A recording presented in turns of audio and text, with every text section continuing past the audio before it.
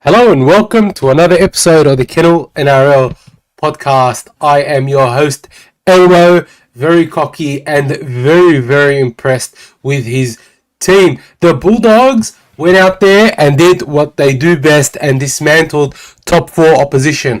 For those keeping count, we are now 2 from 2 against top four opposition. You can talk as much smack as you want, but the Bulldogs... Mate, the Bulldogs are here to stay, and they're going to lay claim to a lot of positive titles this year.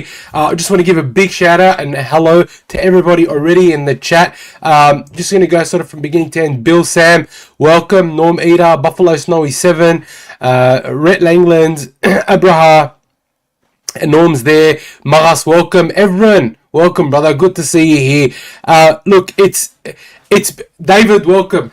It was a great performance by the Bulldogs, but before we sort of dive deep and sink our teeth into that win, there have been a few things in and around rugby league happening at the moment that I'd like to sort of touch on just quickly. Firstly, welcome, Timothy.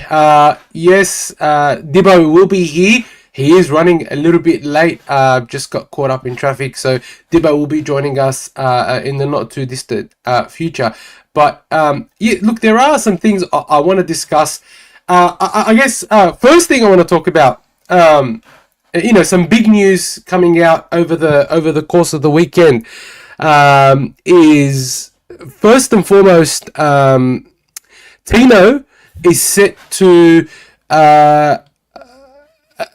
test the open market. If I could just ask Elon, if I could just ask Exotic Diesel, please do not spam the chat. It just makes it a bad experience for everybody. Please, bro, just try not to spam the chat. Thanks. Tino has apparently put himself up on the open market come November 1st, which is an exciting prospect for every single team in the competition other than the Titans, because it seems like he's willing to leave. Now, every team can do it with a Tino. Even if you already have a Payne Haas, you could do it with the Tino. And apparently, according to Buzz Rothfield, the Bulldogs are interested in Tino Fa'asu Mala'awi. Now, we were interested in signing him to the Bulldogs even before he re-signed with the Titans. And so I think it's interesting to see that even though we've signed Leo Thompson, we're still looking to sign some big names, which means that we may still have some space in the cap. Look, I'm sure letting Mahoney go and a couple of other signings go at the end of the year means that we will have some space to work. Whether it's 1.5 million that Tino's probably going to be expecting, I don't know. But it's very exciting to think that we're putting our hat in the ring for someone like Tino. And look, no doubt Tino would want to go to a winning team. Otherwise, he would stay at the Titans or go to Perth. A lot of people in the chat are saying that Perth are offering 1.5 million for Tino, or Tino to the Dragons, unless Dogs have money spare somewhere. Look, it's a great point, and I think it'll be a good fight for his services. But I wouldn't count us out. I think that the Bulldogs have been saving quite a bit of money for if a big name came on the market. And look, they did say that, they do have a look at some of the big names. I know Gus was saying, when there's a player on the market that is of a high caliber, they'll always be interested. So, I mean, I don't know how much truth there is to that, but honestly, just the idea that we could have a full rotation of Max King, Leo Thompson, and Tino Fa'asu Mala'awi is just mind-blowing, and I think that would put us in a position to absolutely blow teams apart and would make us one of probably the most dominant forward packs in the game. Just quickly in the chat, everyone, welcome, Brad, welcome. Who else is in here? Jamie coming in with the $5 super chat. Yeah, boys, up the mighty Dogs. How are we?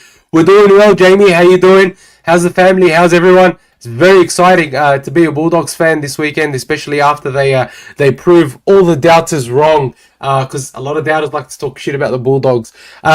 Just quickly, Timothy is asking, where's Dibbo? Dibbo is running a little bit late. He will be here very, very soon, I promise. We have not gotten rid of Dibbo. If anything, this is more Dibbo's podcast than it is mine. So he will be joining very, very soon. I think he's stuck at the St. George Leagues, still talking about that win against the arch nemesis, the Sharks. But you know what? They have every right to celebrate. They had something like 8 or 9 first graders out, and they still managed to beat the Sharks. The Sharks, I don't know what's going on with it, man. Sometimes they give you hope, they play well, and then they just dip so badly. It's an interesting, it's a very interesting team. I don't know if it's the coach, or I don't know if it's the team, or if it's the Nico Hines factor. I think there's a lot of players there that need to take responsibility, not just Nico. I think Will Kennedy is just as inconsistent as Nico Hines. But anyway, I'm not going to get into the Sharks. Actually, I do want to say one more thing about the Sharks. They're saying that, if the Sharks do get a home final, they're still going to play it at Shark Park. Bro, I don't know how the NRL allows them to play at that absolute squalor of a stadium. It is just a shit stadium. They should be forced to relocate to a much better stadium. At least a stadium that can hold more than 11,000 people. Because depending on who they're facing, the away fans will always be more than the home fans, in my opinion. It just doesn't make any sense for me with Shark Park. But anyway, we're not here to talk about the Sharks. I just wanted to rip into them for a little bit. Some more news over the course of the week. So Haywood has extended his stay at the Bulldogs to 2028. Not long after Harry Hayes extended his stay at the Bulldogs until 2029, which is great because, as we know, I think this off-season, in terms of signings, is going to be probably one of the more chaotic ones we've seen, and we've had some doozies in the past. So for the Dogs to be signing up all their juniors and making sure that the people they want long-term are signed up long-term, and then they've got someone like Leo Thompson coming across, and we've got Galvin locked up, and then, then it gives us an opportunity to lock up someone like Burton, Longer, and Crichton and stuff. I think it's very smart by the Bulldogs, what they're doing. They're going about their business in a very methodical but a quiet way. There weren't rumors about these happening. There weren't leaks about this stuff happening, which shows me that the Bulldogs as an organization is in sync. Because a lot of the times, you look at the Tigers, for example, even the Broncos, a lot of these, even the Storm, to an extent, this happens. When you see the Bulldogs, when you see teams and all their business being leaked so often, it's honestly sometimes not a great sign. But in this case, even though they're not big names, they were sort of sprung on us that they were extended for such a long period of time. And I'm here for it. A couple of more tidbits of signings that are being speculated about. The Bulldogs are looking at giving Corey Harawira-Naera a second chance or a second bite at the apple at the Bulldogs on a train and trial deal. Now, I'm interested to hear what you guys think about that. I personally think that he's great. I think that Corey Harawira-Naera showed some great signs when he was with us, and I think he showed some great signs at the Raiders. Unfortunately, he did have that seizure due to his heart problem. I'm all for the Bulldogs giving him a train and trial deal. He could come in very, very handy when people are injured, or when we need a little bit of a change-up, or we need, when Origin period comes around. I think Corey Harawira-Naera is a proven first grader, and I personally, I'm all for it. I'd love to get your thoughts in the chat about Corey Harawira-Naera. I do want to point out, just on Corey Harawira-Naera, David Lau is saying, no thanks, he wasn't loyal to us. I just want to have a little bit of a chat about that. So Corey Harawira-Naera was thrown under the bus by the Bulldogs and by the NRL. Our management back then was a little bit of a bit of a shambles. And so while he brought the club into disrepute he was speaking to a teacher. He wasn't speaking to anyone underage. So I get that he wasn't loyal to us, but he also did get thrown under the bus a little bit, not only by the club but by the NRL. And so I, number one, think that I don't blame him for the way he left the club, but it was also a completely different administration, and I think like you can't you can't sort of hold on to those grudges. It wasn't like it was a big thing anyway. He left and all was good. So, and as Timothy Gray as mentioned, he was a Penrith junior. He did come through with Ciro. Gus was there when he was at the Panthers. So it makes a lot of sense for being able to bring someone like him into the club that will do a great job. I think as a strong top 30. Because all we have to remember as well is the Bulldogs and any NRL team, I think this is going to become even more. It's going to become more clear over the coming years is that you can't have a top 17 anymore. It just doesn't work that way. I think it needs to be a top 30 or even a top 35, and I think that's what Gus and Ciro and the whole club are trying to work towards. So if we can get someone like a Corey Harawira, I think it'll be great for us. Like you look at, for example, if you look at someone like Enari Tuala, I think he's been great for us the last couple of games, and no one would have given him a chance to be great, but he's been fantastic for us. I think covering for a lack of having Montoya there and what have you. So I do trust the club. I do trust that they could do us a great service, in my opinion. I want to get some of the discussions quickly. Welcome, Eddie. You're late. He's saying he was late. His training session went over because of finals, bro. Welcome. Always a pleasure to have you here. Dibbo's slagging me off in the comments. I will. He comes late. I'm the one copying it. Come on, bro. That's not fair.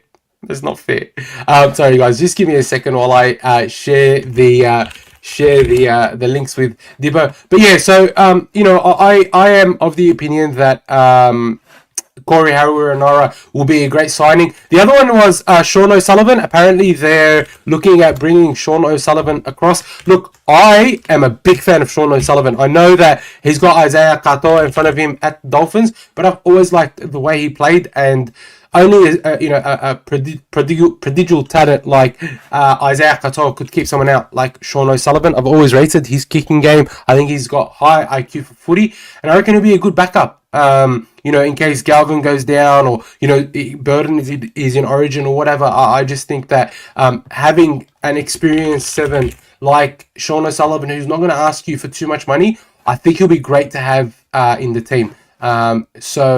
We've got to always remember that, again, the mantra has to be that we're building a top 30, not a top 17, which is, I think very well understood by the club. I'm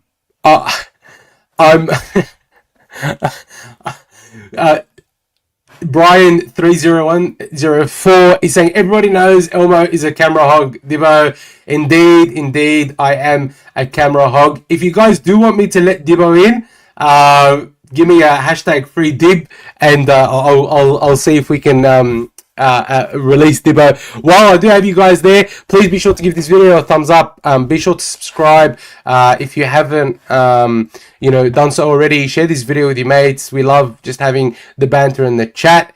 It's a lot of fun, and we love you guys so much. Your support literally means the world to us in every way, shape or form. The fact that you guys show up for us every single Tuesday is so humbling, and we love you guys so much. Now, I've sent the links to Dibbo, but let's see. Oh man, there's so many free dibs, and I stand by dibs. Oh, fine. I'll let Dibbo in. No worries. Dibbo sends an $8 super chat. Oh god. All right. Anyway, Dibbo should be here soon. Hashtag Dibbo passionate Dragons fan. He is. Hashtag we love Dibbo. Jamie Teasdale with the 2 saying free Dib. Dib Teller with the 7. Come on, guys. Dibbo's here. I get it. Dibbo, welcome. Oh, what happened, man? You kept me in purgatory for a while. Sorry, man. I was focusing on our members and subscribers in the chat. Right, I completely forgot that I needed to send you the links. Yeah, without them, this chat doesn't exist. So, yep. Yeah, how you doing, Dibbo? Yeah, good, man. Buzzing. Good week of footy last week. Your team won, huh? Yeah, I was at that game actually. Tim Gray, I had a feeling Tim Gray was going to be on circling, reminding me they hit the Dragons again, and I didn't. I actually scored 7 out of 8 for the second week in a row, and the team I got wrong each week was the Dragons. Right, I think I've tipped the Dragons this year more than you. Yeah, you have. You definitely have. Honestly, I reckon I've tipped the Dragons this year more than you have. And I'm starting to think that Timothy has a bit of a soft spot for the Dragons because he always seems to be on the Dragons, always seems to be talking about the Dragons. Tim, am I right in assuming that you guys that you have a little bit of a soft spot for the Dragons? Wow, we just got the ultimate. I'm sorry, we just got the ultimate compliment from Morris. This show's like Batman and Robin, but with 2 Batmans. I mean, yeah, that's a compliment. That's a massive compliment. Thank you, Morris. I appreciate that. Yeah, Dibbo, sorry, what were we saying? Well, I forgot what I was going to say now, but yeah, anyways. Yeah. Anyway. Yeah, we were just talking before about apparently both our teams are going to be going for Big Tino for Asu Malaawi, given that he's willing to leave the Titans. Yeah, look, it's very nice to read that. I don't know if anyone was touching on it in the chat, but I've had this discussion on the way here. Obviously, I got delayed leaving and it was a long day at work. But everyone's pretty much shared the same opinion, which I agree with. Perth are the front runners. I think they've offered him a $1.5 million. It's not to say other clubs can't match that offer, but if anything, Perth, new city, chance to be inaugural captain, lead the club. The NRL will want him there. There's obviously the law of Big Mal, who's coached him at international level, and I think also that year in COVID when he played, Mal helped out with the Queensland team as well. So there is a big draw there to go to Perth. Whether he wants to go to Perth, that's another thing in itself. It's a hard sell. Like, when you're competing against teams splashing $1.5 million in a new franchise, really, it's really hard to beat offers like that, basically. Yeah, but can I ask, like, genuine question, yeah? Why would he leave the Titans and go to Perth if it's just based on money? Because his contract goes up 10%, like a year or something, or no, it goes up every time the salary goes up. It goes up like what's it called? Commensurate to the salary cap. Look, for what I know, I mean, how much? I mean, I don't even know, but what is he on at Gold Coast? 1.3 at the moment. I think it was like close to 1.3. I mean, obviously, I'm not preparing a response or a rebuttal against it. I'm just deciphering, putting together something. So we got 1.3 versus 1.5, right? On one side, you got the Gold Coast, who are a shambles and seem to be the graveyard of careers. Tino's better than what the Gold Coast has been doing. Perth, like I said, inaugural captain. Something good, a nice fresh start, and the NRL would want him to go there. He's the sort of player you have as a club captain, and you sort of build a club around. I'm not saying you build the team around. I mean, you can build a team around him. Obviously, you need some good halfback to build around him. Would have been nice if they got Katoa to go with him, Isaiah Katoa from the Dolphins, but they're a new franchise in themselves. At the same time, obviously, the NRL wants the Gold Coast to be successful.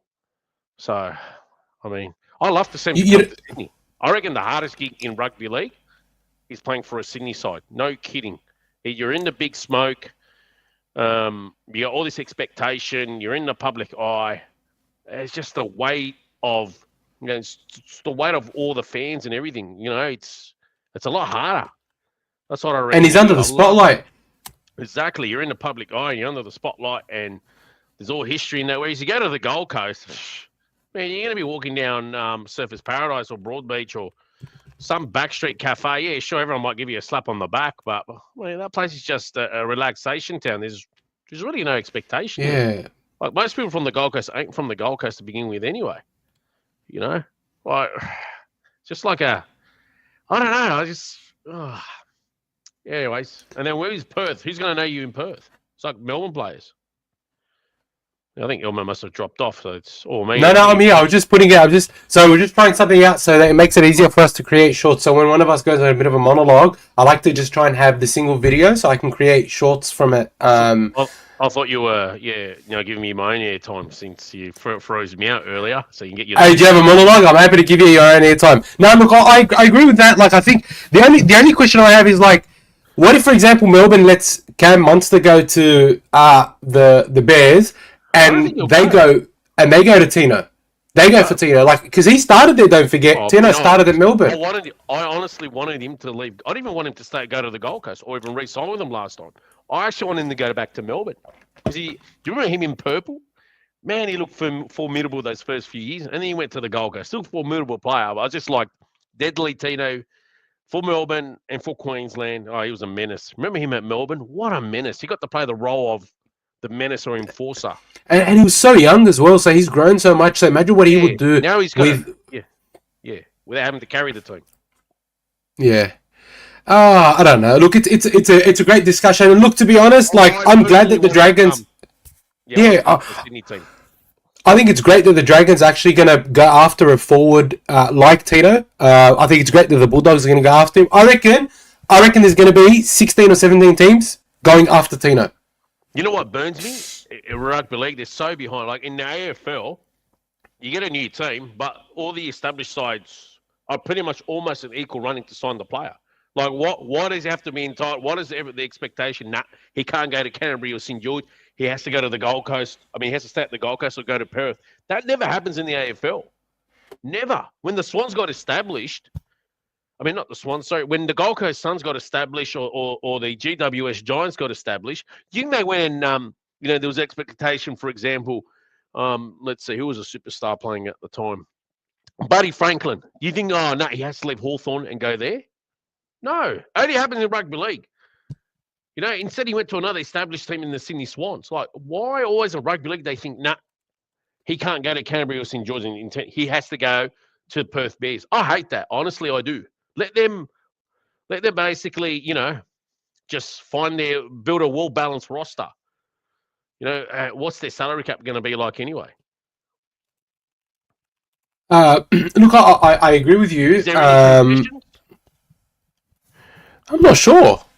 Like, I don't think there is, but if you look at the Dolphins, I don't think the Dolphins got any preferential treatment. But anyway, let's not keep going with this. Someone's just saying that my audio is. I do hear you pretty loud. Yeah. Is that better? Can you hear me clear or not? Yeah, I can hear you very clearly. Can you hear me properly? I can hear you really clearly, to be honest. Maybe it might be Oh, they reckon you're shouting. I don't know. These guys. Yeah, but Tim Gray. Yeah, Tim. I like how you pointed out there, but those guys, they don't even touch the ripple of the surface in AFL. They were established rugby league players, but we're talking established big gun AFL players to another AFL side. Only in rugby league. We're talking back about. I'm giving an example in AFL how you'd never get a big gun leaving, one of the established sides going to a new franchise. Whereas in rugby league, they think, no, he can't go to St George or Canterbury. He has to go to Perth. No, I actually love to see Tino not do that and come to a Sydney side. Honestly, do. Challenge himself. I don't think there's any challenge. What challenge does he have on the Gold Coast? Pick him out of the doldrums. Fuck, they're never going to get out of the doldrums. Look at that. That strip's just, it's where everyone goes. I don't know. Chill. Just a party.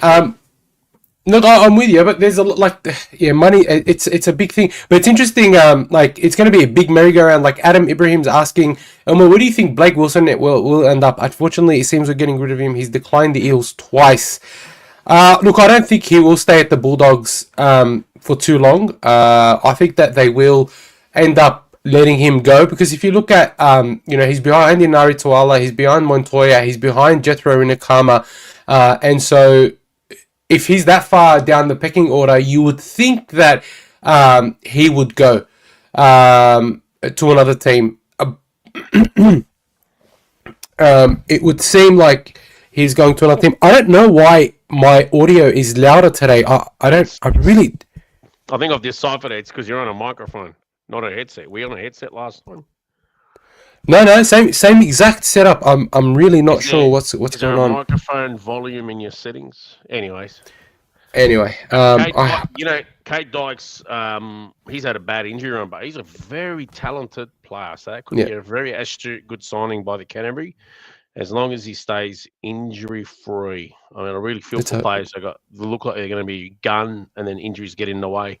That's what happened to Max King when he was at Melbourne. He just couldn't seem to rehab that.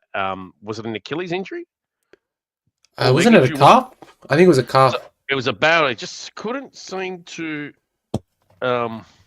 Just couldn't seem to basically rehab it, and that's why Melbourne just in the end thought, man, this ain't working out. That's how he ended up at the Dogs or some other club beforehand. Basically, Melbourne came out and said this. He just had a wretched injury wrong with us, and just couldn't seem to rehab the leg. You know, he's a talent. Yeah, that's what happens. They got to go try somewhere else. And not having luck where they at, best to always let him go. It's like what Ricky. This is not an injury, but what Ricky wants to do. Trey Mooney. Just he knows he should be playing first. He just can't seem to get the run at Canberra because I mean, let's face it, a lot of all the Canberra sides just performing. So he wants another club to take him. Trey Mooney, I think, to be honest, for whoever. I agree with you, and I think it's a what's it called as well. I fixed the problem with the audio. By the way, there was a setting that had been changed.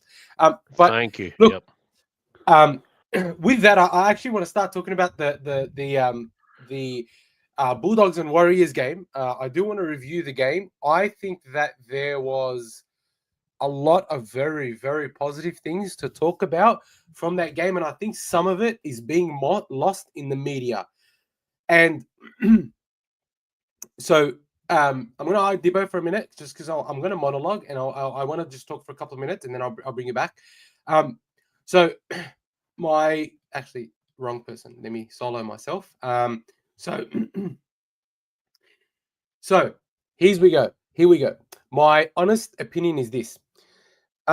We were fantastic, and I remember saying that the Bulldogs are going to win 13 plus, and Norm, yes, I'm calling you out, Norm, was telling me that I was crazy. People were scared, and it's going to be weather, it's going to be this, it's going to be that. If you recall last week, I said that the Bulldogs don't have a wet weather problem. The Bulldogs have a complacency problem. When they come up against a team that is not a threat, or they don't perceive to be a threat, or they are heavy favorites, they don't show up with the right attitude. And that's exactly what happened against the Tigers. We showed up and we said that we thought we were just going to run it over. We didn't realize that this meant a whole heap for the Tigers. This was the Tigers' grand final.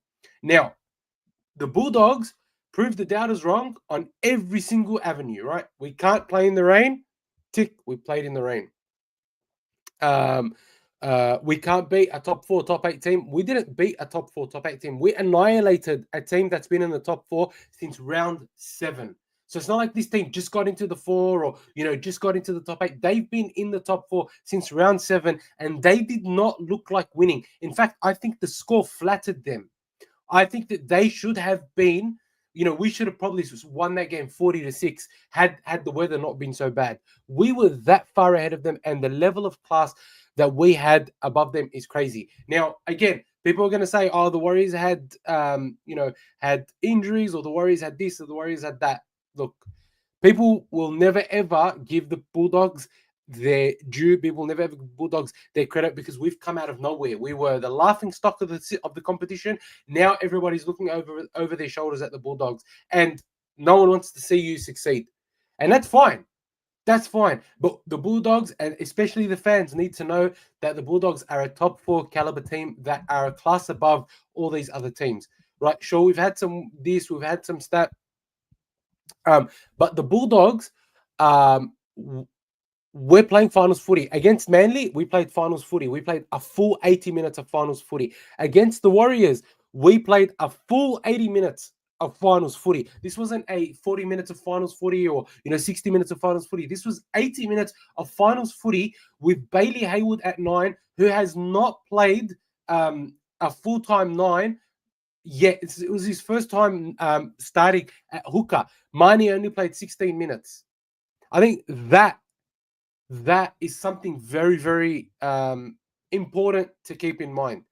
Now, what I want to call out, sure, our forwards laid a great platform, and I'll get to that. Sure, Burton's kick was remarkable, and it was big kick energy. That was the best kick ever. Like, I think it's one of the best kicks we've ever seen, and we will ever see. It was remarkable. That 2020 that he kicked, or the 2010 that he kicked. But what I think is being really lost on a lot of people is just how good Galvin performed.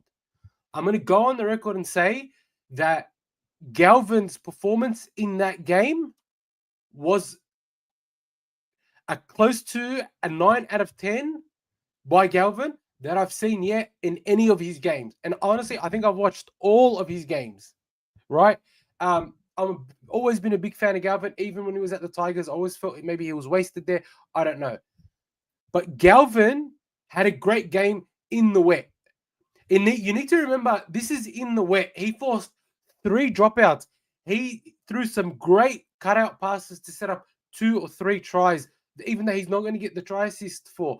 He was everywhere where we needed him to be. He's kicking. He stuck to a game plan. This is in the rain, right? I remember Sam Walker had a very similar game for the Roosters last year, and the media were blowing up about how good his short kicking game is, how great he is off the cuff, how a 21-year-old was able to do that in the rain, how this, how that. Galvin arguably has more pressure on him than Walker did. I'm not talking crap about Sam Walker, but arguably he has more pressure on him to perform, and he went out there and he killed it. I think that the most underrated performance of the weekend was Lachlan Galvin. Not only did he look more confident, it looked like he was a 7. That's the thing. I did not feel like he played like a 6. I felt like Galvin played like a 7. He played like a halfback shouldn't. He played like what we needed him to play. And he let Burton choose his moments. And that is something I think that Burton hasn't had the luxury of while Sexton's been there.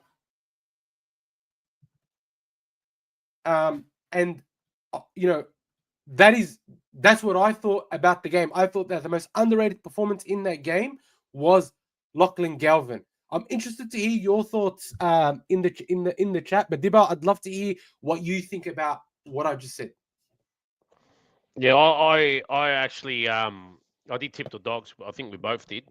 Yeah, I'm sure you did. But they played how they should have played in the wet. It was pleasing to see Burton belting the shit out of the ball and getting the distance and turning him around in the wet. Something we've been saying for how long? Especially in the 2 wet, years. and kick early. And he kicked early.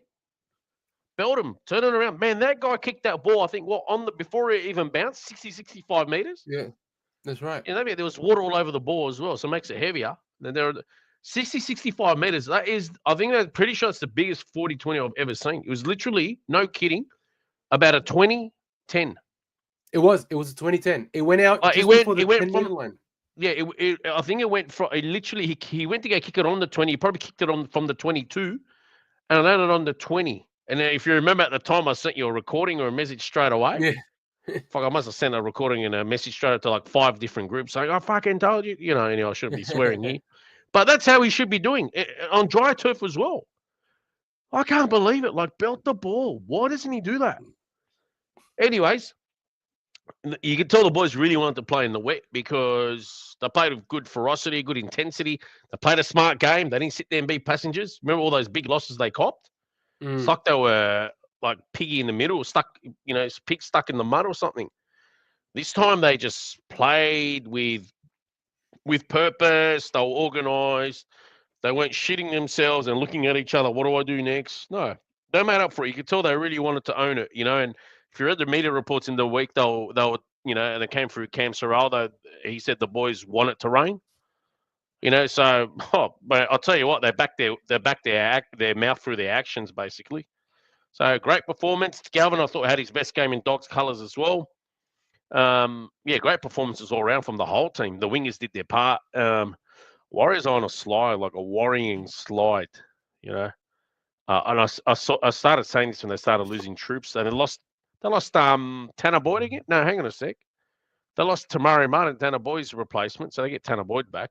I didn't understand why Tanner Boyd was made. Why was he made to make way? Yeah, I also found that extremely Especially that they should have extremely. beaten the Dolphins. I think the Dolphins are Yeah, finished as well. I just thought, like, for a smart coach like Webster, for him not to have a steady kicking 7 like Tanner Boyd in that weather, even if he may not provide the spark that the Warriors need, but he's at least his kicking game will keep them in the game. And I thought that was a big miscalculation by by Webster. But the other thing, like, about the Warriors, actually, before we get into the Warriors, just on the Bulldogs, one of the things that the Bulldogs didn't do well against the Tigers was not the forwards didn't lay a platform. They didn't aim up in Hey, the forwards. I think they can I just came point in. out? I thought Yeah. your ball distribution was pretty good from the dummy half. That's just my personal. As Tell much me what you as thought. Tell me what you thought. How do you think because Hayward went at 9? he was fantastic. Even surprisingly for someone that's a half, he defends really, really well. Like, really, have you realised his defence is that solid? That's why he's been being put at lock. Yeah. That's probably why he's now being seen touted as a hooker. Could be one of the great moves. Could end up being one of the great career-defining moves. Someone that's been seen as a fringe half has been playing as a utility or a backup lock, and now a backup hooker becomes a starting hooker. Could be one of the great career moves. Like, this could be his permanent career move, and I agree. he's good size for a hooker, and defends very, very well. It's interesting. He did about 60 minutes. I'll be interested to see how long 69. he get. 69. Wow, phenomenal. It'll be interesting to see how he gets more game time playing in that position. But yeah, I thought your ball distribution was pretty good out of dummy half. I really like that.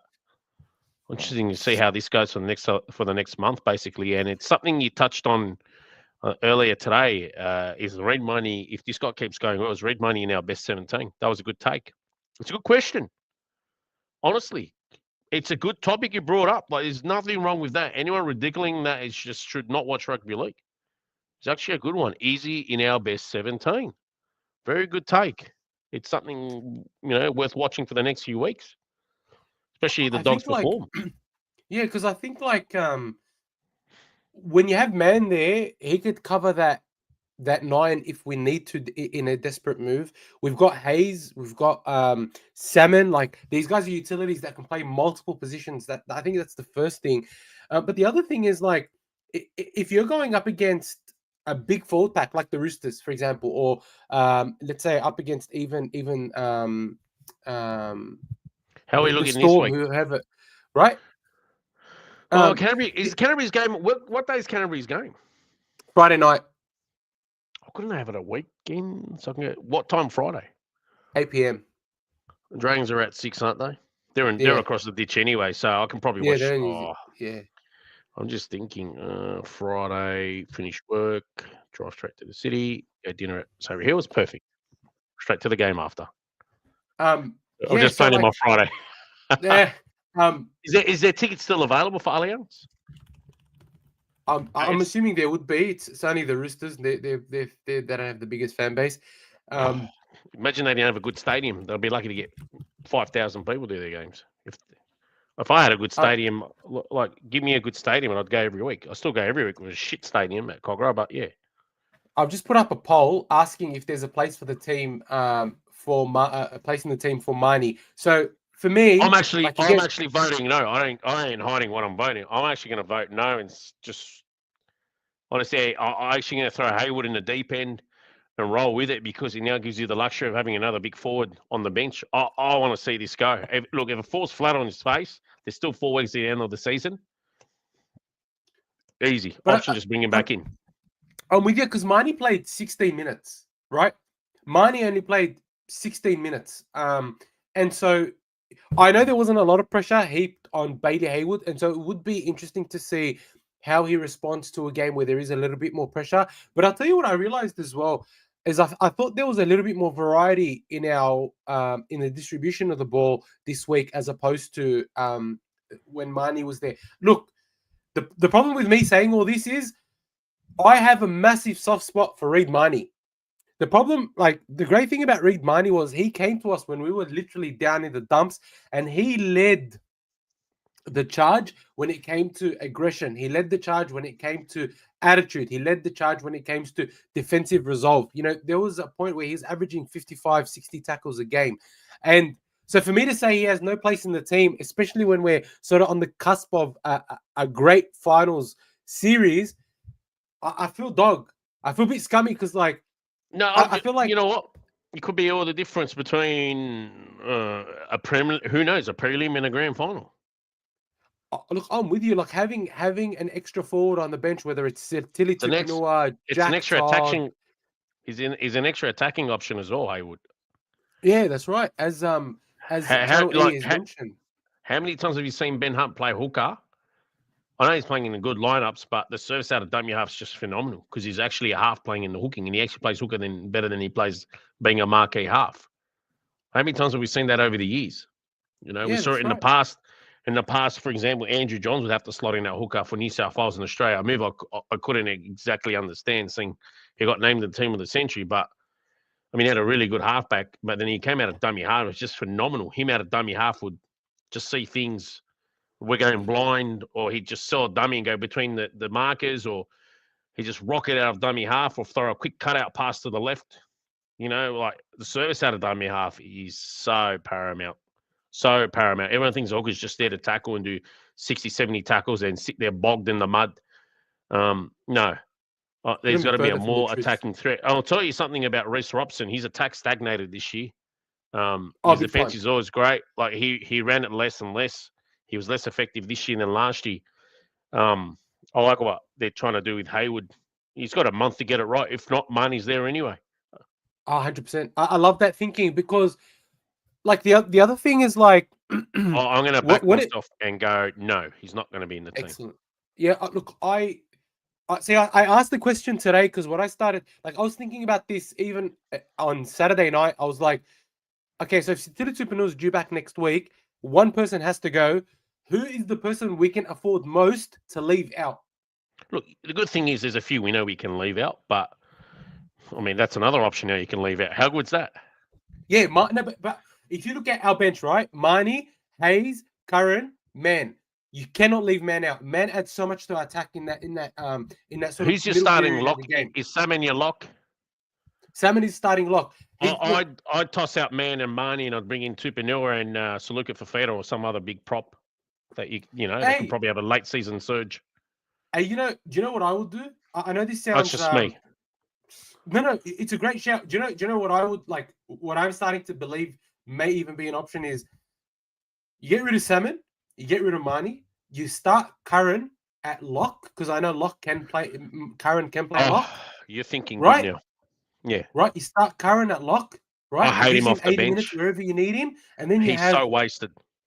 Man, Hayes, Tupanua, and Daniel Saluka Fafita or Jack Todd or Fidel Latu or whoever you want to have as third forward. That way you've got a much bigger, much more mobile, much fitter pack, right? Yep. So I think like we have options, which is the great thing. And the fact that Seraldo, bro, and you got to say, Seraldo has a big set of testicles on him because for him to make this change right now is so big. It's so big. Like if you look at, for example, which team would get rid of both change their 7 and their 9, in the top 4 as they come into a final series, like it takes a lot of courage and a lot of belief in what you're doing to make those changes. And credit where it's due, Seraldo's making some really tough but really necessary calls. And I'll be honest with you, I was really impressed with Haywood at 9. Like he did not look like that was his first game at 9 starting. He did not look like that. I'll be really honest with you. It blew my mind. And then the other thing, right? Like, and this sort of I want to segue into this a little bit, is Critter attacking at fullback when we're in good field position. Like I don't know how it looked like to you when you were watching it live, but bro, I think we've just found the answer to our attacking problems. Um, what Critter's doing for the team, or what Critter's doing now by injecting himself more in attack, is he's almost playing like a second 5'8", where he's attacking the line in good position. He's got the best hands of any center in the game. He's got a great running game. Like that show, run, Yeah. then score was so amazing. And honestly, I feel like if when um Tracy comes back, I hope they don't stop using Critter in attack at fullback in good area, because I just think like it's added it's added something to our team that we haven't had up until now. I just think it's absolutely fantastic. I'm blown away by we lose Tracy, who's been such a solid fullback for us, and then he goes, you know what? Let's use this as an opportunity to try something new in attack, and he moves Critter into fullback in attack. Yeah, and I just think personally, that just shows the DNA of such a great coach. But what do you think of Critter playing fullback in attack? Maybe the kick returns if you want him to get those, but look, Tiam's raised a good question. I can't ignore what Tiam's put up. What happens when Tracy comes back? So does Tracy go to the wing and Carraz to centre in the offensive plays? I reckon Carraz stays on the wing, and Tracy's played centre before. Maybe he can go that way. But I don't know. The formula works for him already. Like Critter at fullback is damaging. You know what that move kind of reminds me of? Like, I mean, I still probably think Hodges was, but Justin Hodges, when he played fullback for Brisbane, do you remember that preliminary final against the Broncos? The rigged one? No, 2006. I don't know if he's Yes, I called it do. rigged, but your team It went to was sleep rigged. at half time. What was your team? I didn't get it. I still remember driving to Gosford that day because we were starting our holiday. Well, it was like about a 4 or 5 trip away, staying at my mate's house in Saratoga. 26 at half time. And I still remember it because I was going with a bunch of Canterbury fans. And I remember listening on the radio, try after try for the Broncos, and Hodges was absolutely killing it on the kick returns, like beast, kick returns, hit ups, linking up with the backs. Yeah, I don't know. So you reckon it was a fix? I don't know. Anyway, St. George lost the following Anyway, night anyway, so it didn't matter. But it reminds you of that. He's a big body. He's a good runner. He's got a good pair of hands. Can be damaging. But you got Tracy, man. Like Connor Tracy's. Do you want to replace him? I look, wouldn't. I reckon in defense, and in defense, he's gonna be fullback. He's gonna take the run backs. He's gonna take the fourth or fifth runs. He'll stay there. But in attack, in the opposition 20, I reckon what we could do is use Tracy more of a lock, and then pass the ball on to Critter. Like, so get the ball from dummy half and then pass it on to Critter, and then Critter can distribute the ball. Right? Like a hybrid position. Because I think Tracy still needs to be fullback in defense. You know what, Elmo? I reckon just rotate them. No need to hybrid. Just rotate them. Like maybe 10 minutes here, 10 minutes there. Hey, Critter, have a go at fullback. Put Tracy in the line. Maybe give him a bit of a break. Or hey, Critter, go to fullback. Have a little bit of a break in defense. Kill it on that kick return, and kill it with the backs. Let's give it a shot here. It can probably just rotate it. I reckon the better options to rotate. See, that's what I think. Made anyway, a good point. We have to use Critter like Souths use Latrell. I also think or how the Blues used Turbo at center. Let him have a roaming center position where he can in attack roam and inject himself where he sees fit. Because Critter's a big man, and Critter has the vision and has the skill. And I think as long as we give him that ability, I think it adds so much to our attack that teams will struggle to deal with it, because it's a bit of an unknown quantity. And look, it could have been a plan from Seraldo not to unleash something like this until later in the year. But that's the conspiracy theorist in me. But yeah, look, other things from the Warriors game. Roger Tuivasa-Sheck made 0 tackle breaks this game. and it's only the second time this season where he's made 0 tackle breaks. I think he's averaging for about 240 odd meters a game over the last 3 or 4 games, making a whole heap Roger. of Wow. tackle breaks here. Wow. Yeah. That's quite the performance. Great defense. And then like, some of the other stuff that I thought stood out to me was Kiraz's hands were so good. Like, just to see that catch and pass that he gave to Inari Tuala, that was so special. I loved it. I loved seeing it. And to see that Kiraz can be thrown at fullback and still do well, and sort of evolve his game to include somewhat of a passing game, to sort of be learning from Critter on the quick catch and pass. Like, it just shows how great of a player Critter, sort of Kiraz, is becoming under the tutelage of someone like Critter, and it's great to see. And I think credit needs to go to our props. King and Hughes, in really, really bad conditions, I thought laid the platform so well. Like, you could tell from the first run, from the first tackle, King and Hughes were out to prove a point. King ran for 140 odd meters, 17 runs, made some, 30 odd tackles. It was fantastic. It was really, really good. I'm just going to quickly get a stats image up, but what were your thoughts on it, Dibbo? What did you like? What were some of the takeaways just quickly from that game that maybe we haven't mentioned yet? I like the service out of dummy half, which I touched on earlier. I thought your boys didn't panic. They gave it a real dig. They didn't, like I said, look at each other like stun mullets as if they did in other wet games. It was just mind-boggling. They just dropped the ball, look at each other. It was like somebody just cast a spell on them. No, they got to business. I like the fact they got to business and they're really determined. That's the biggest take I can take away from this.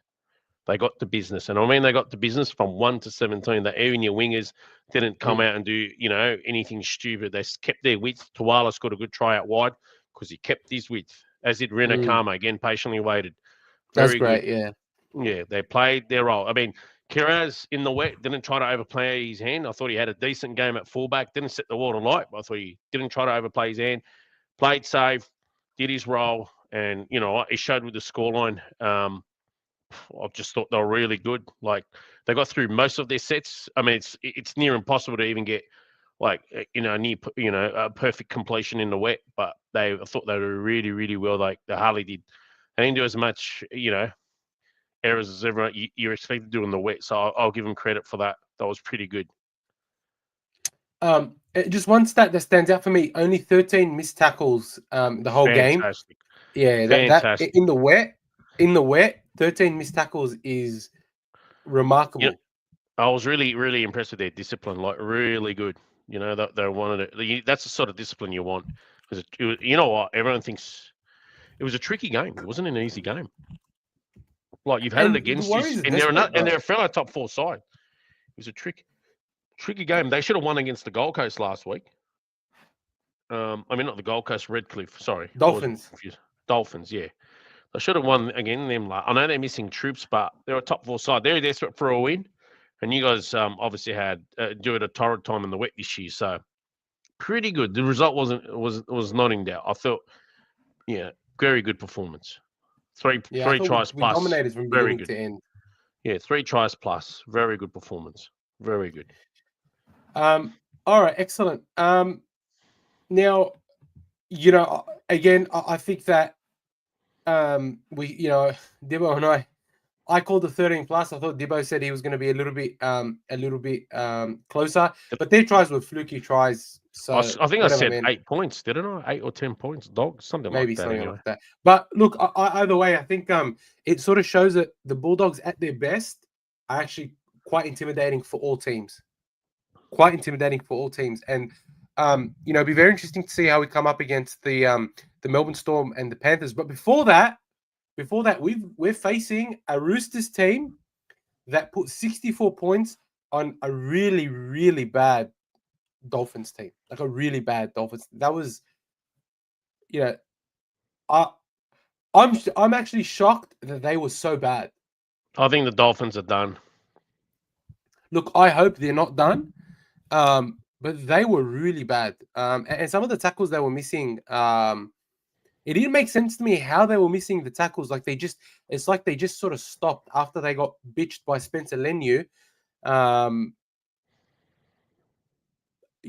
they got bitched by Spencer Leniu, they sort of they gave up a little bit, which I thought shouldn't have happened. But they did get good news earlier in the week, and I'm really, really glad to say that Tom Flegler apparently has been given the go-ahead to return. No way. Yeah. Tom Flegler When's is this? back.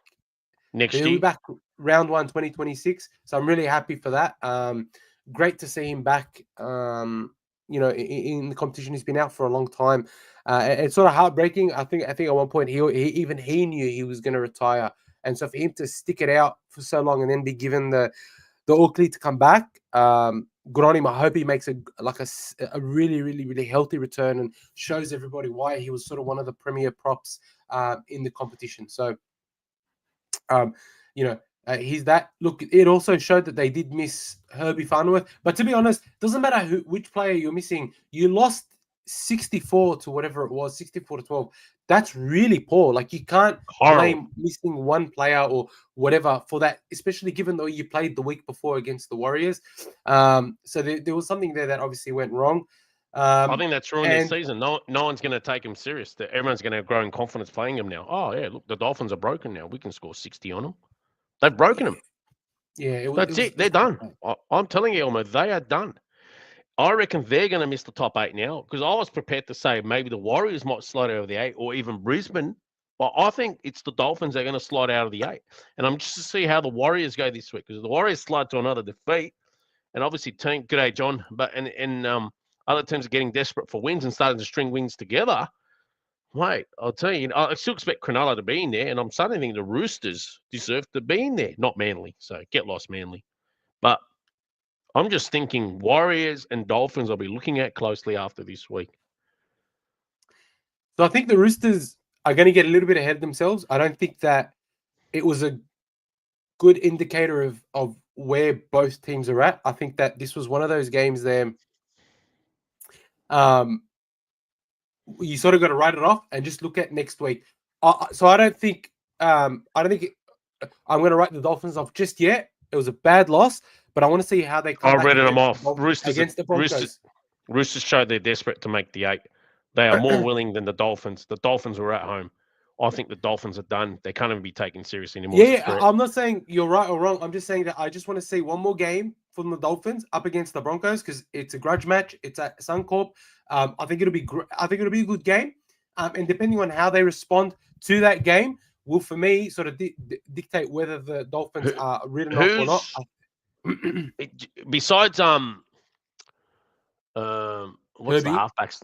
No, the halfback for Brisbane. Isaiah Katoa. No, Brisbane, not the Dolphins, the Broncos. Oh, Reynolds, Cobbo, Mam, they're all out. And Mam as well, so they're missing 3. Oh, okay. Hunt a halfback. Let's see what he does. Walters at 5'8". Going to be a good game. I think the loser from this, we can almost write them off out of the finals. More so that if the Dolphins lose, we're definitely writing them out of the finals, because I reckon if the Broncos lose, the Broncos are out. But I want to quickly point out what Abraha said here. Elmer does not want to write the Dolphins off because he wants the Broncos to miss the 8. Bro, Allah, you're spot on. I swear to God, you hit the nail on the head. You got the tongue like right in the middle, because right in the center you got it. Because that is I know that, but I'm just saying if the Dolphins lose, then we're definitely putting an X through them, Elmo, because they're on 26. They're only in on 4 and against. I think the Broncos as well, though. If the Broncos lose, I'm just saying. Yeah, of course, agreed. And I touched on it. The Broncos are in trouble if they don't win this week. I said that. But if the Dolphins lose, I'm definitely putting an X through them. If Cronulla lose again, I'm probably going to start putting an X through them as well. Well, they could have been in the top 4, or they could have been close to the top 4. Like, that's what blows my mind. Is like, how can you not be this? Like, how can you not get up for a game like that?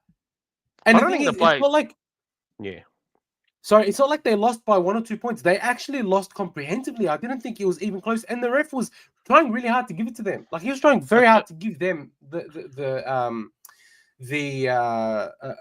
game. So anyway, so for this game, I think the Roosters have named a very good team. Right, I think the Roosters have named a very good team. Yep.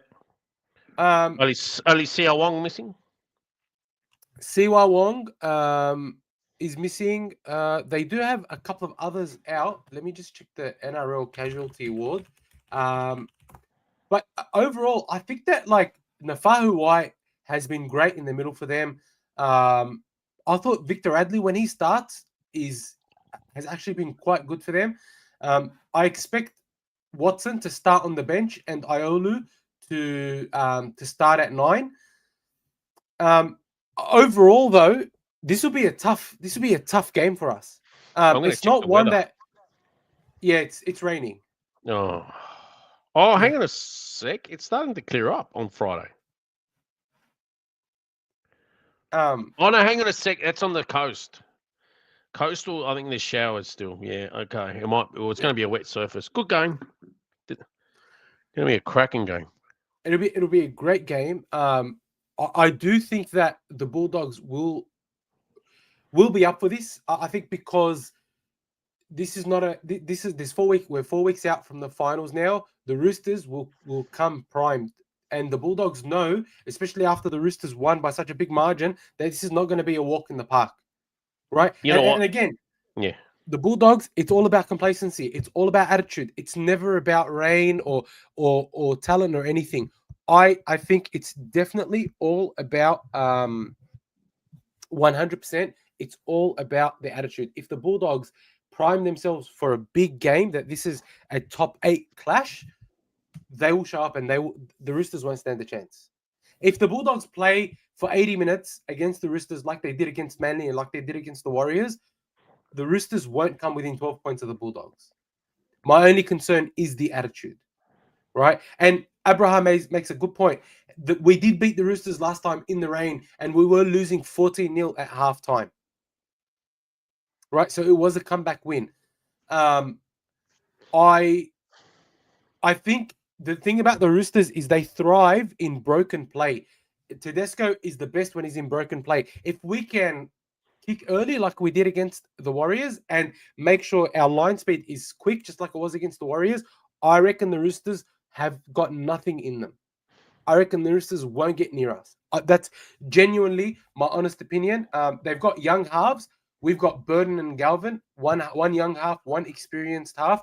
We've got Critter there, but I think our forwards will also be pumping. It'll be it's going to be such a good game, and it's going to be really brutal. I think this is going to be a really brutal game, and as long as our forwards can match theirs, I reckon we've got it in the bag. There's a lot of people saying that Sam Walker wasn't in the previous game that we played against them, or Sam Walker's a freak. I'm saying Sam Walker's great, but we've got Galvin. I think Galvin's a freak. We've got Burden. We know what Burden has done all year. So yeah, I think I think it's going to be a very good game.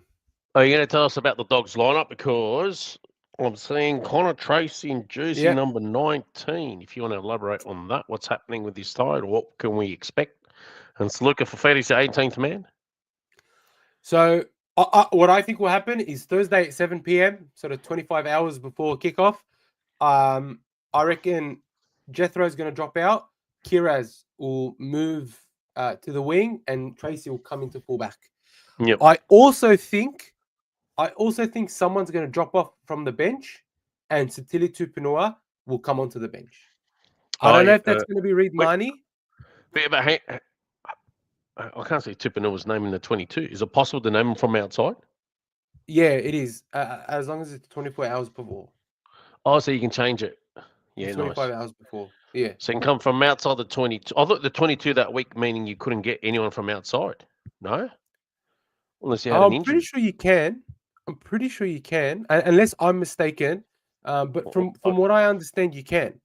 I'm pretty sure it's been done before. No, I mean, of course, with injuries, but I don't know. I don't know. If anyone knows, can enlighten us. I'm not sure. I just thought that's why let us know if you can bring people in from outside the 22, because I'm pretty sure that it was done before. But yeah, obviously with injuries, yeah. But I mean, we could still see Daniel Saluka Fafita come in. But Yeah, I think Connor Tracy will play. Um, and the thing is, in the press conference, this after the Warriors game, or I think it was the press conference after the game. Oh, there you Connor go. Tracy. Exemption. Brad Cameron Oh, said okay, only I with leave exemption. exemption. So I'm thinking maybe injury and you can rename someone else. Right, okay. Well, I But mean, Tupanua fair enough. next week. Yeah, no Tupanua. That's all right. I think they said that the medical staff held Connor Tracy back an extra week, even though he could have played last week. So for me, what that signals is that Connor Tracy is ready to play and that he will play this week. Otherwise, I don't think he would be named on the extended bench. If they're going to save him an extra week, I think they just wouldn't have named him on the bench. And the real team will always get revealed sort of 25 hours before. People saying in the comments that you can only you can only name someone outside the 22 if you get an exemption, which means that Sitili Tupino is not going to be playing this week. Maybe they're saving him for the week against for Melbourne in Melbourne. But yeah, so I think Connor Tracy will play, and I think that's going to add a lot to our team. I know Kriaz has been great, but I reckon he's a better winger than he is a fullback. And so having Connor Tracy there, his support play, his swinging around, his speed, his effort plays, what it does is it just adds so many more meters to our back line. Because between Tuala, Kiraz, and Tracy, our wingers and our fullback, we were getting about 550 meters. When Tracy goes, that reduces that obviously we lose Tracy's meters, but then we also don't get as many meters out of Kiraz. So having Tracy come back gives us a more well-rounded team, even if it means Jethro Rinakama drops out, which it's fine. He's still young. He's going to get his opportunity to play a lot more. So I reckon, I reckon Tracy comes in. I think Reed Mahoney stays on the bench this week, but I reckon next week he gets dropped. I reckon Mahoney gets dropped next week. That's where my thinking is at, especially if we get a good performance out of Bailey Haywood this week. So that's my prediction. What are your thoughts on the lineup, Dibbo? I mean, you got tough one. I mean, I still reckon far out. Why is the Roosters? What are Roosters coming ninth? How are they coming ninth of that lineup? It's a great lineup. Tough. Well, even Spencer Looney's in 17. Like, he can't even make their starting. I mean, Nafahu, it's a break. Yeah, what a tough one, eh? Sio Wong goes out injured. Egan Butcher comes in. Gee whiz, man. Like, you guys. Yeah, it's a tough one, man. Honestly, far out. It's a Roosters home game, so. Yeah. I don't know. How much did you guys beat them last time? 4 points? Yeah, by 4 points. Damn. These two teams, man. Just shows you, man. It's heating up, and it's like I look at your team, I look at their team, and I'm just looking, man. And I look, if anything, I'm looking more at your forwards, not your backs, because like you got class there. I mean, Connor Tracy's if Connor Tracy comes in at fullback, and then perfect. I can confidently say, to me, Canterbury's 1 to 7 is more of a threat, like decisive. Like to me, it'll be like clear. It's more of a threat than the Roosters 1 to 7. In terms of, Tupou's a great finisher, but coming out of your own half and being attacking threat, I think Canterbury does that a lot better than the Roosters in terms of their 1-7. For me, it's a brutal Roosters forward pack, even without Sio Wong. If anything, Sio Wong's not even really known for his brutality. It's Nafahu White, Crichton, Radley, Spencer Leniu. It's those sort of guys. I'm not. Connor Watson's great out there. I'm not even mentioning Lindsay Collins or Egan Butcher. But they're pretty brutal. You've always got some brutal players there. Like Kickout can get deadly when he wants to. We all know Sam Hughes when he gets angry. He gets. I like seeing him angry. I mean, he Tough can be boy, brutal. very tough guy. You need him to be more angry than normal. Max King doesn't stop going. Fantastic. Never, keeps going. Every game he puts in. Not the most aggressive of players, but he gives you 100% every game. He's the ultimate professional. He prepares well, plays well. He doesn't have a bad game. It's in his blood. He's fourth generation. It's in his blood. You know, what a player to have at your club. It's in his pedigree. Um, Far out, man. You know what? It comes down to how this Bulldogs forward pack is going to react to this ultra aggressive Roosters forward pack. Because as I touched on, your backline does it better than them. For me anyway. I think people might disagree, but for me, your team poses a better attacking threat in the backs. It's the forwards. If your forwards match it with theirs or outpoint them, you will get a good roll on.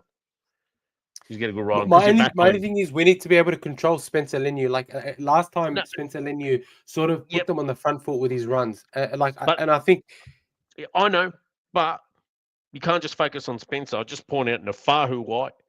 Lindsay Collins is a damaging runner, but Angus Crichton, come on, man. Victor Radley, even Butcher, mate, they can get really aggressive out there, Elmo. Your boy's got to fight fire with fire. They can't let him bash them around. It's a I'm matter with of you. not getting bashed around because these guys, they're ultra aggressive. So I'll tell you something. I think if we play the kick early, keep them in their half, if we play that style of game, honest to God, I reckon they will struggle to score any points. They will struggle to score any points because the whole problem with the Warriors was they couldn't get into our 20, right? And when we were bringing out the ball, even if we were struggling, we were kicking early and we were turning them around. The difference is that these guys have a Tedesco. The Warriors have a Roger Tuivasa-Sheck, but he's on the wing. Tane Tuapiki doesn't have the same explosive or sort of tackle-breaking nature that someone like a Tedesco has. As long as we can keep our line straight and kick early, I legitimately think that the Roosters will struggle to score points. They will struggle to score points.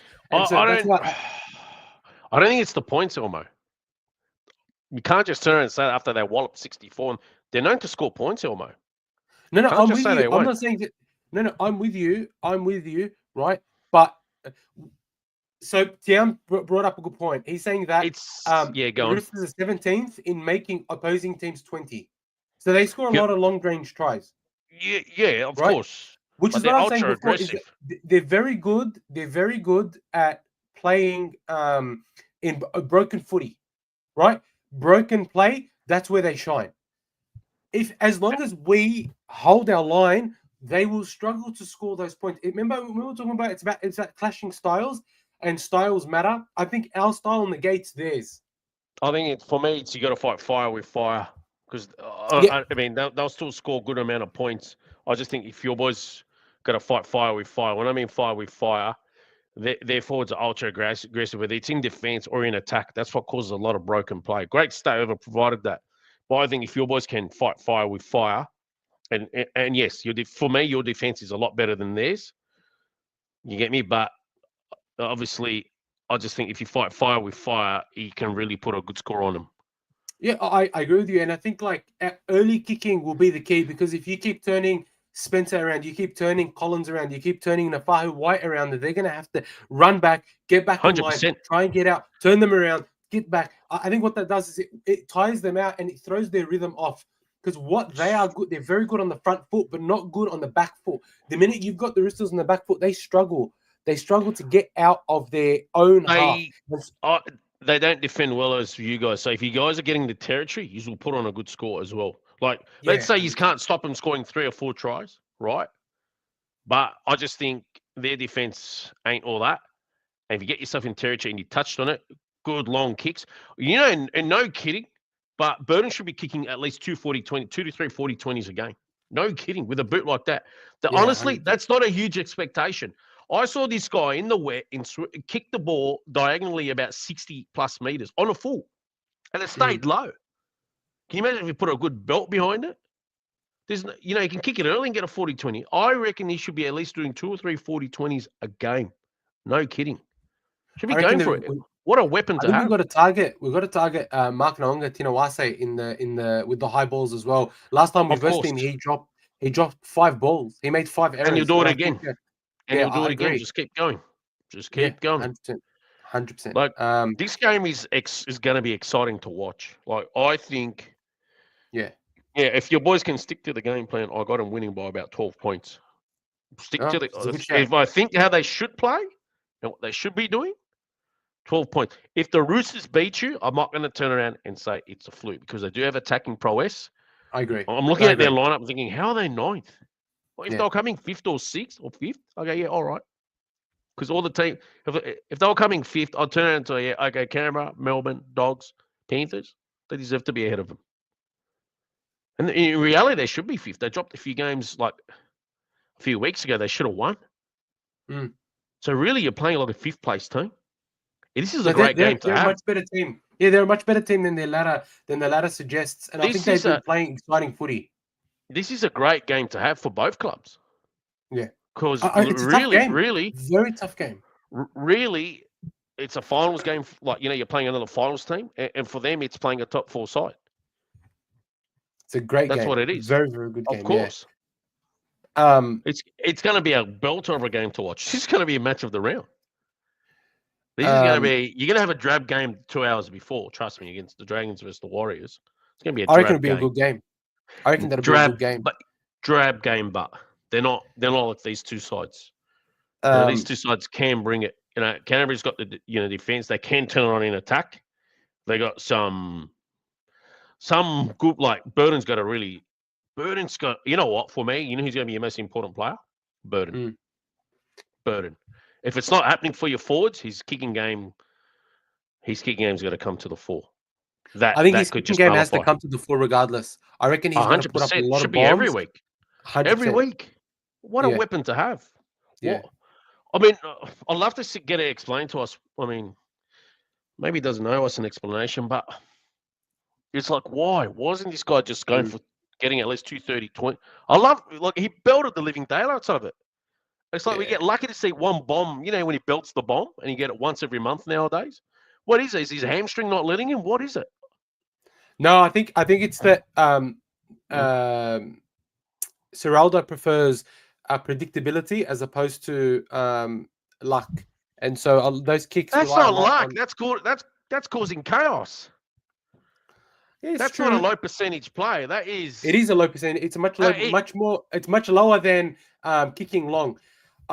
I'll tell you who I think is going to make a big difference in this game and win it and actually cause some havoc for the Bulldogs, and I think it's Kurt Mann. I think Kurt Mann will come on. If you remember earlier this year, he caused a lot of havoc, and then even last year when he faced them, Kurt Mann killed them. I reckon Kurt Mann's going to tear them to shreds. If your forwards stick it to him and fight fire with fire, I have you guys scoring 6 tries, maybe more. But I can tell you, I'm looking at 6 tries. 36 points is fucking pretty good. I reckon 6 tries. If you could end up demoralizing them, they might not even score more than 3 or 4 tries that I'm thinking they would. This will be very similar to the Manly game. They'll score a few more points, but I think this will be very similar to the Manly game. It'll be tight for 40-50 minutes. Yep. It'll be tight for 40-50 minutes, and then the Bulldogs will just run away with it. That's my honest opinion. They're better than Manly. This is going to be this is going to be an entertaining game. Honestly, I'm going to love this. I'm going to try to get there Friday night. Going to try to get there. I'm going to say Bulldogs win 38-14. Oh, actually, that's what 38-14. Lachlan Galvin, man of the match. Lockie Galvin. Yeah. One of my man of the match is going to be either Kickow or Burden. I'm going to go Burden. Even though it probably could be Kickow, one of your forwards. I'm going to go Burton. Nice. And then again, look, your centers, Sherry and Crichton are extremely important here. Extremely important here. Oh, I think Crichton is going to have another masterclass. He's going to show us why he is, one of the best players. Who's he up against? Is he up against Smith or Toya? He'll be up against. I'm pretty sure he'll be up against Smith. Yeah, he'll be up against Smith, and Sherry will be up against Toya. I want to see Sherry have another big game. I thought he was also very underrated against the Warriors. They threw a nice pass for Rinakama to score. Because he knew he'll be there, and I thought it was great. It was great to see him link up with his winger. And look, if we can get him early ball consistently, I reckon he'll tear them to shreds. Billy Smith's a good player. Can't talk shit about Billy Smith. I think Billy Smith's been just injury prone. Yeah, just a lot of start stop. Yeah, a lot of start stop. Scott's college boy, so he'll be a great player. All right. So I mean, with that, we'll just have sort of 7 or 8 minutes. We'll just quickly go through the round and tip the other games that are coming up because I think it's going to be a cracker. It's going to be Give a us your cracker round poll of for this footy. game quickly before we move on. Yep, I'll add a quick poll. What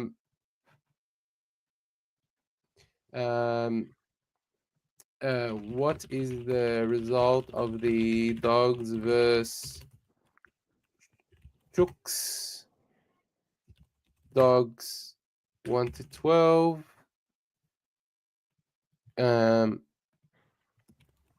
Dogs 13 plus. Roosters any score.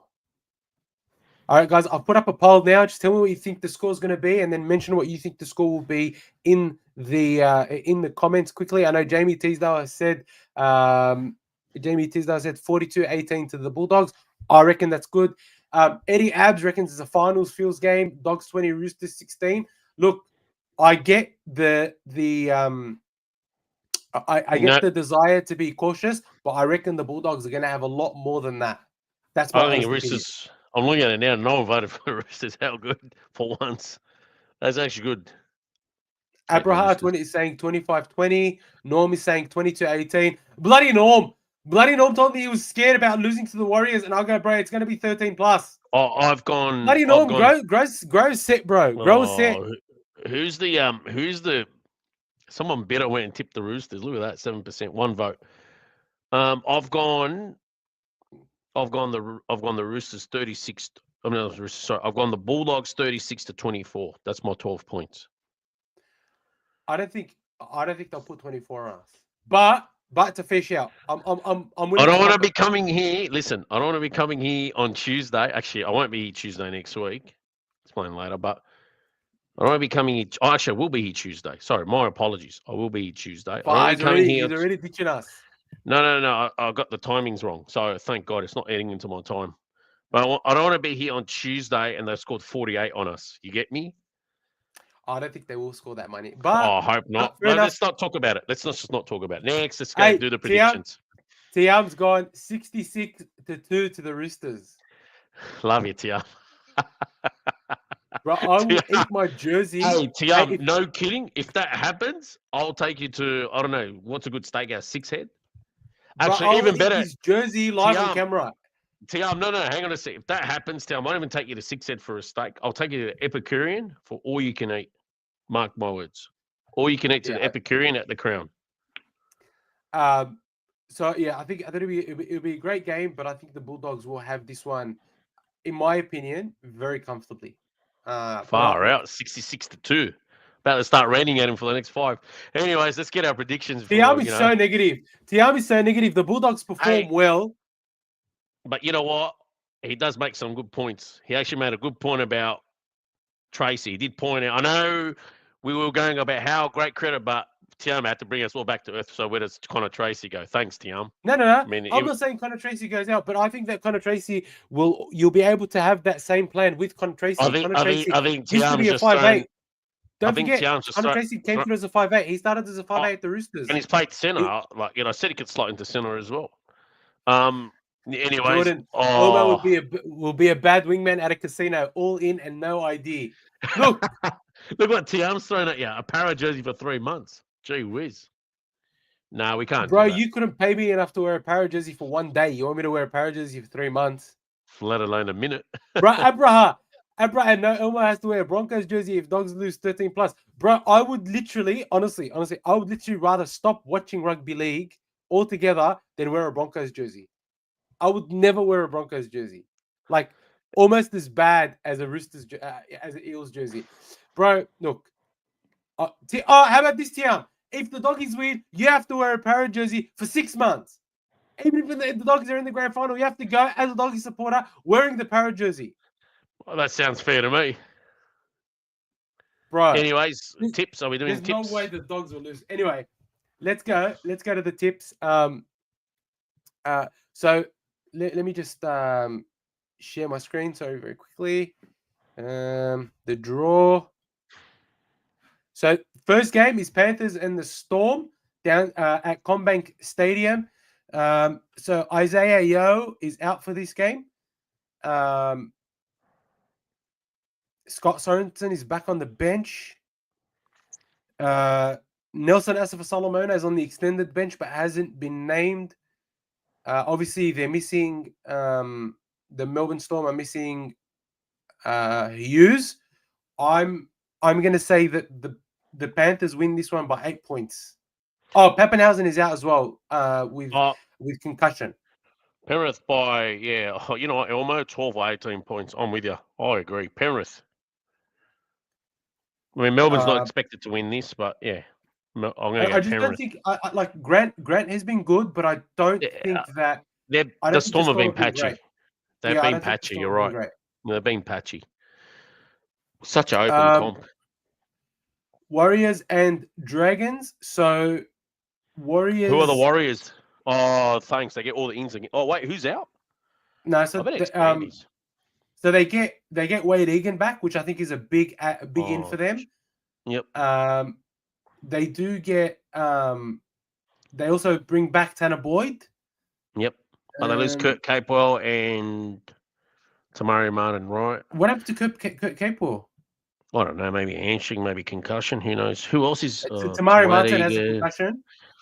Bunty Afawa. Okay, Bunty Afawa. Dragons. Hayden Buchanan is at center again. Matthew Fine is at center. Christian Tui Piloto's back. Where's he going to slot in? Anyways, Corey Allen will probably end up being in the centres, and Tui Piloto might end up on the wing, and maybe Buchanan, or I reckon Fino or Buchanan will miss out on this. That's just my take anyway. Good to see Loka Pacific Tonga back as well. I would have loved Halangahu. He was solid against Cronulla for an 18-year-old on debut. He's only 18. Yeah. Couldn't believe I hope Nathan Wilson doesn't get around. I think he's been pretty poor, to be honest. No, they've got that many injuries, Elmo, that they just got to put whoever they can into 22. I think the Dragons got the second worst injury time in the comp. Behind, like, South's got that bad of an injury comp. It's them, Daylight, and then the Dragons. No, it's them, Daylight, the Dolphins, then the Dragons. Yeah, fair enough. Dolphins have got injuries. Have a really, really bad injury. Yeah. But not to downplay how bad it is. It's catching up to them. Yeah. Anyways, what did the Warriors have to be at home, man? I wasn't going to tip them, but they're at home. I'm going to go Dragons. I want to go Dragons by 4. I'm going to go. I was going to say Warriors 4 by 4 or 8, somewhere there. Don't know how the Dragons are going to perform away across the ditch. You know, it's hard to get decisions down there as well. They used to have a good record down there, the Dragons. I don't know how they're going to go this time. I don't know what sort of Warriors you're going to get. They're running out of energy, but we'll see what happens anyway. Tough game. I reckon Dragons by 4. Must win for the Dragons. Warriors got the Dogs, anyway. Warriors are desperate. Dogs, Roosters went through that. Fuck, that's gonna be a mad game. Warriors are desperate though. You're right. Like they need to win to not sort of go down to 6th or 7th because that could happen to them. You know what? I know it's the Dogs they're playing. The Dogs have been good this year, but they were supposed to be desperate against the Dogs, and they really didn't show it either. Yeah, you're right. Anyways, Sharks and Titans. Sharks. They've got to turn it around after last week's poor performance. I'm going to go for the upset of the week here. I'm going to go Titans. Tino's back. That would be awesome. Like, honestly, like, look at me. That would be awesome, please. Tino's back. You know, they got Campbell and Four in there. They'll be disappointed with how they performed at home. Yep. I mean, I just don't care enough about the Sharks. Hopefully look, I'm going to say Sharks by 14. But you know what, Elmo? I love your. I'm putting my marbles all on the line, and I'm going. So you're going Gold Coast? I like that. If you see something there, I like that you back yourself. Yeah, definitely going Gold Coast. I think the other thing is Ramian's injured as well. I don't know. I just feel like the Sharks, like, especially if the Titans turn up. Honestly, I reckon the Sharks just because they're going to be cocky. Honestly, the Sharks are going to go in there because they're odds-on favorites. Heavy favorites, they're just going to come in cocky, bro. And I just reckon the Titans will really want to avoid the spoon. I hope so. I'm going Sharks. It's a safe bet. I like how you've seen something. It is the safe bet. This will be nice. Sharks lose you. They could be out of the 8. Thank God. Yeah. And then we got the Broncos. This is a tough game to tip, Elmo. Actually, I'm going to expand the window again so I can just have a look. So who do we have in? Can you go up and show me who we got in for the Dolphins? Kenny Bromwich, Harrison Grant, I don't even know who that is. Who's Peter Holler? It's young Anyway, players. Molo's Outs injured. Francis Molo suspended. Yeah, suspended for his whatever it Bloody was with. hell! Yeah, Whereas the Broncos got 3 key outs. Karapani's back. He did have a so good run of form. I don't know, I mean, that Dolphins backline can really turn it on, but I'm just looking at their forward pack. If you keep scrolling down, Elmo, like, all right, I don't know who Oblig's style is besides being a shit stirrer. Mark Nichols, oh man, there's holes in that forward pack, man. Like, I'm gonna I go reckon. Brisbane. I'm gonna go Brisbane on the I'll, back of going. I was gonna say on the back of an inspired performance from Payne Haas. He needs a massive performance. I'm not saying he hasn't. I think he's gonna get him home. Payne Haas, 4 points or 8 points Broncos. I love a derby. Okay, Elmo. I'm going to say on the back of them getting smashed, they're going to come out and prove to the people why that was just an outlier, not a norm. And I think they're going to pump the Broncos. I reckon they're going to win by 14. 64 points. Yeah, Jeez, it's a big ask. I Big think, ask. I reckon they come Big back ask. big and they win. All right, next. And the other thing is, honestly, I reckon Billy Walters is going to have a great game at 6. But Ben Hunt, wallah, he's not it, bro. He has not been good this year at all. Not even one game where I can say Ben Hunt has been good. His best year was 2018. Last good year was 2018. Yeah. And I just think he's just not up for it. And I reckon Isaiah Katoa and Cody Nikarima are going to run in circles around them. You know what it is? They've still got a good backline, bro. It's not the backline for the Dolphins I'm concerned about. It's their forward pack. There's holes in it. Holes. Like Oren Kelly and Oblig Star aren't your normal starters. Other than Payne Haas and Patrick Carrigan, the forward pack for the Broncos is average at best. Sorry. It's not sensational, but for me, it's the Dolphins that got holes in there. There's holes in that forward pack. Anyways. But the Broncos have defensive deficiencies, and I reckon that the Dolphins can exploit it. But the Dolphins. But it'll be a good game. It'll be a great derby. The Dolphins like 64 points. Like they got their own issues as well. Anyways. But it is an outlier. Then we've got Rabbitohs and Eels. Good game this. Wow. Yeah. Cody Walker, I thought he was gone for the year. Yeah, I thought so too. I think he's only on the extended bench. No, he's on the extended bench. I thought they were going for the year. All of a sudden, it looks like they got a better lineup than the Dragons in terms of injuries. Cody Walker and Tyrone Moreau and Lewis Dodd and Shakaway Mitchell and Liam LeBlanc. And look at these names. Sean Kepi's back as well. All of a sudden, they're looking better than the Dragons. Talis Duncan back in the second row. Wow, the troops are back. A little bit. Mate, who are they missing now? Besides Cam Murray and Campbell Graham. Oh, they're missing, bro, a whole bunch of people. Like 8 or 9 all of a sudden, look how many players came. They're not in the lineup, but look how many came back. Great timing. Man, I was going to say Parramatta, but if these boys all play. I still think Parramatta. I think Parramatta have been absolutely fantastic. I'm going to go South. South. I like what I see. South. No, fair enough. South. I'm going to go Parramatta in a close one. Yeah, good shout. Hey, you know what? Some of those boys have turned it on the last couple of weeks. Great game. This is going to be a good game. Entertainer. It'll be it'll be a very good game. Then we've got, I think, Tigers and Eels. Tigers. This is my brave tip of the round. I am going. Oh, hang on a sec. Safe half. What did Safe half do? You got suspended, remember? I'm going Tigers. The Dogs got spent for 3 weeks. Oh, okay. I'm going Tigers. I'm going to say Manly are going to pump the Tigers. You don't think the Fainu's turning in a performance against the old club? I just reckon that the Tigers don't know how to put 2 good games back to back. And they had a bye. Okay. They usually don't come back well after a bye. And they'll shit the bed. And Manly will be desperate. Manly will play semi-decently, in my opinion. Because I don't think they weren't rubbish against the Raiders, but the Raiders are clearly a class above. And I think it's the same thing here, where I think Manly are just a class above the Tigers. I don't like Manly's forward pack either. I feel like they got holes since Paseka and what's good at both out. Olakawatu and someone else is missing as well. I just feel like they got holes in their forward pack. Look, really, they do. They have a poor bench. I think they have a really bad bench. But I just think that the Tigers have an equally bad bench. Like the only player on the bench I think is any good is Latu Fainu. Royce Hunt can barely play 15 minutes. Charlie I tried Murray. telling you that last year and before the year started. Yeah, Anyways, no, you're right. And I tell you, you were right. I was wrong, 100%. crappy stamina. Like it always seems to get injured. You can't get 40 minutes out of a game out of it. It's just ridiculous. He's a big boy, but he's big for nothing. Yeah, needs to work on his fitness. So I reckon the Manly win this one and win this one well. I think they'll win it on the back of their sort of speed and stuff. Wouldn't be surprised if the Tigers win, but I reckon Manly's got their number. I'm going to Tigers by 8 or 10. All right, I'll go Manly by 6. And we got one other game. And then we've got a dead rubber. You know what? If Gold Coast win, Newcastle lose, I'm going to start saying Newcastle for the spoon.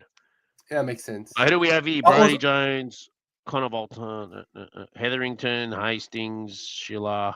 Far out. They get the armies back together as well. No one wants to win the wooden spoon all of a sudden. Elmo, have you realised? Now they care. I hate that. Saifedi's back.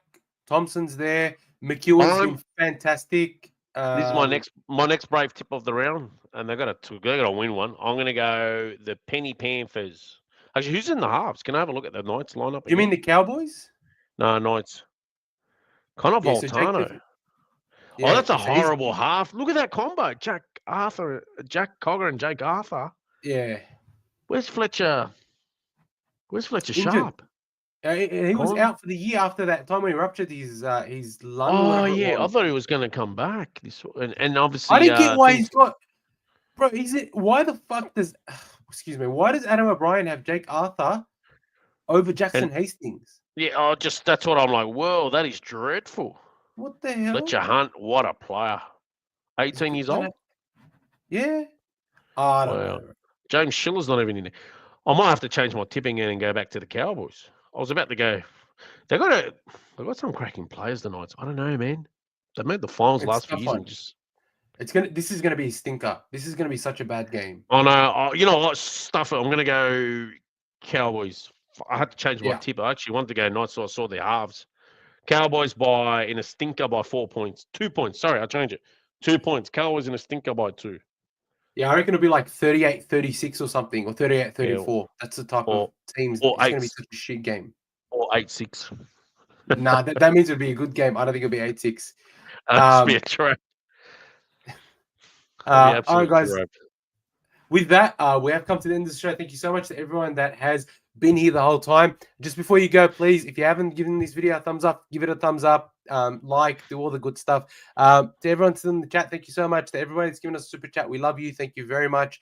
And again, we'll be here next Tuesday reviewing the big win by the Bulldogs against the Roosters.